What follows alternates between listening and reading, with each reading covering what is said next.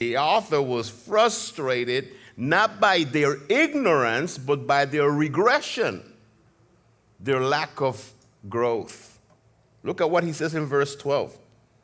For though by this time you ought to be teachers, you have need again for someone to teach you the elementary principles of the oracles of God.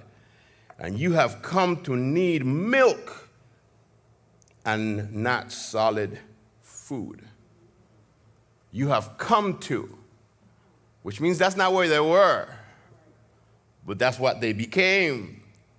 The verse suggests that they had a long-term exposure to Christian teaching.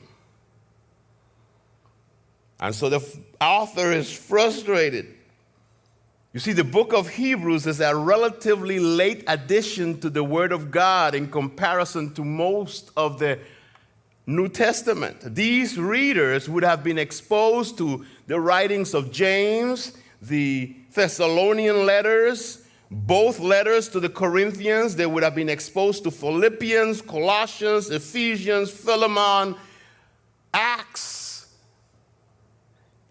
All of these letters have been circulating for about 20 years already by the time Hebrews is being composed. So the readers of Hebrews were most certainly familiar with most of Paul's letters, especially his earlier, more widely circulated epistles.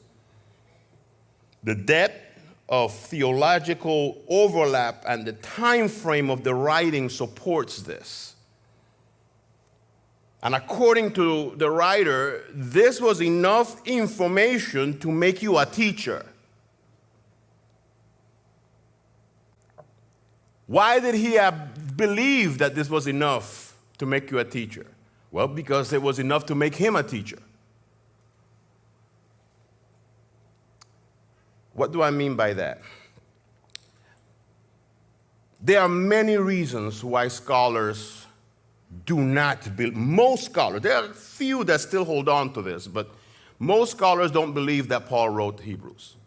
And there was a time when I thought as well, I believed wholeheartedly that that Paul wrote Hebrews. But the more I study it, the more I look at it, the more doubtful I become that he wrote it.